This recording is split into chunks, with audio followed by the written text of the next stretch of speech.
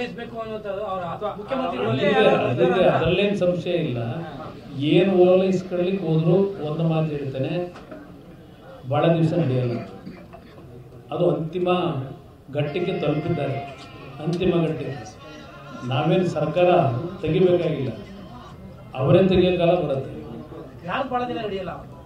ಇವ್ರು ಯಾರದು ನಡೆಯೋದಿಲ್ಲ ಅನ್ನೋದು ನನ್ನ ಅಭಿಪ್ರಾಯ. ಈಗಿನ ಸರ್ಕಾರ ಇದೆಯಲ್ಲ, ಈಗಿನ ಸರ್ಕಾರದಲ್ಲಿ ಈಗ ನಮ್ಮ ಮುಖ್ಯಮಂತ್ರಿಗಳು ಹೇಳ್ತಾರೆ ನಾನು ಸಂಪೂರ್ಣ ಅವಧಿ ಮುಗಿಸ್ಬೇಕು ಅಂದರೆ ಅದೆಲ್ಲೋ ನಮ್ಮ ವರ್ಣದಲ್ಲಿ 60,000 ಇಟ್ಕೊಡಿ ಅಂತಾರೆ.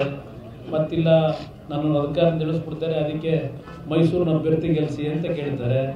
ಇಲ್ಲಿ ಈ ಕಡೆ ನೋಡಿದ್ರೆ ಶಿವಕುಮಾರ್ ಅವರು ಒಕ್ಕಲಿಗರಿಗೆ ಹೇಳ್ತಾರೆ ನೀವು 8 ಲೋಕಸಭಾ ಕ್ಷೇತ್ರದಲ್ಲಿ ನೀವು ಗೆಲ್ಲಿಸ್ಕೊಡ್ಬೇಕು, ನನ್ನ ಶಕ್ತಿ ತುಂಬಬೇಕು ಅಂತ ಅವ್ರಿಗೆ ಹೇಳ್ತಾರೆ. ಈಗ ಹೇಳೋದಲ್ಲ ವಿಶ್ವನಾಥ್ ಅವರು ಇಲ್ಲಿ ಅಭ್ಯರ್ಥಿ ಬಗ್ಗೆ, ಮೈಸೂರಿನ ಅಭ್ಯರ್ಥಿ ಜಾತಿಯ ಹೆಸರಿನಲ್ಲಿ ಈಗ ರಾಜಕಾರಣ ನಾವು ಮಾಡ್ತಾ ಇದೀವ. ಜಾತ್ಯತೀತ ಪದ ತೆಗೆದಾಕಿ ಅಂತ ಹೇಳ್ತಾರೆ ತಾನೆ ಮುಖ್ಯಮಂತ್ರಿಗಳು ಪದೇ ಪದೇ. ಅವ್ರು ದಿನನಿತ್ಯ ಮಾಡ್ತಾ ಇರೋದು ಜಾತಿ ರಾಜಕೀಯ. ಅವ್ರಿಗೆ ಯಾವ ಜಾತಿ? ನೀವು ಪೋಷಕರಾಗಲು ಕಾಯುತ್ತಿದ್ದೀರಾ? ಚಿಂತಿಸದಿರಿ. ಓಯಾಸಿಸ್ ಫರ್ಟಿಲಿಟಿ 90,000 ದಂಪತಿಗಳ ಜೀವನದಲ್ಲಿ ಸಂತೋಷವನ್ನು ತಂದಿದೆ. 7825893601ಗೆ ಕರೆ ಮಾಡಿ. ಅತ್ಯದ್ಭುತ ರಿಯಾಯಿತಿ ಪಡೆಯಿರಿ ಹಾಗೂ ಎಲ್ಲರಿಗೂ ಗುಡ್ ನ್ಯೂಸ್ ಕೊಡಿ.